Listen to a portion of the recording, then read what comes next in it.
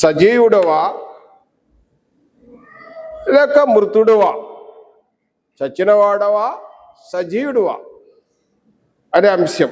ఈ అంశం మీద మనము 7 వచనాలు మనం చదువుకుందాం. చదువుకుంటూ అంశమైతే ఏమనగా, మృతుడవా సజీవుడవా, లేకపోతే చనిపోయిన వాడవా జీవించి ఉన్నావా, డెడ్ ఆర్ లైవ్, ఇద్దరు. అయితే మొదటి 3 వచనాలు ఎఫ్సి పత్రిక 2వ అధ్యాయము మొదటి 3 వచనములో చూచినట్లయితే, ఇది మొదటి 3 వచనములు. 2వ అధ్యాయము మొదటి 3 వచనములో ప్రాచీన స్థితి కనిపిస్తుంది. ప్రాచీన స్థితి,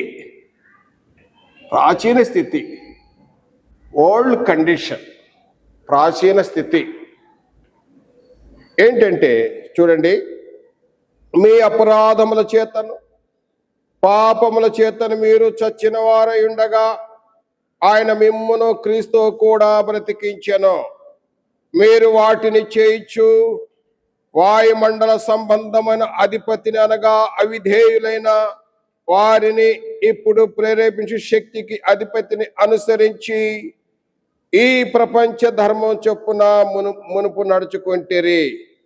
వారితో కలిసి మనమందరము శరీరము యొక్కయు మనసు యొక్కయు కోరికలను నెరవేర్చుకొనొచ్చు మన శరీర ఆశలను అనుసరించి మునుపు ప్రవర్తించితిమి. కడమ వారి వలె స్వభావ సిద్ధముగా దైవోగ్రతకు పాత్రులమై ఇంటిమి.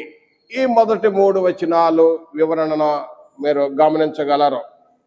ఈ మొదటి 3 వచనాలు మనం చూసినట్టయితే ఎఫ్సి పత్రిక 2వ అధ్యాయం మొదటి 3 వచనాలలో చూసినట్టయితే, ఇది ప్రాచీన స్థితిలో చనిపోయిన స్థితిగా ఉన్నది. ఏంటంటే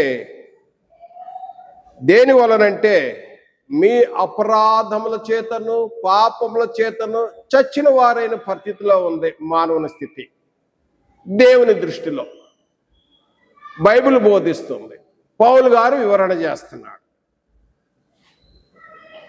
పరిశుద్ధాత్మ చేత ప్రేరింపబడి వ్రాయబడిన ఈ బైబిల్ లేఖనం ఏ విధంగా అంటే, మీ అపరాధముల చేతను పాపముల చేతను మీరు చచ్చిన వారై ఉండగా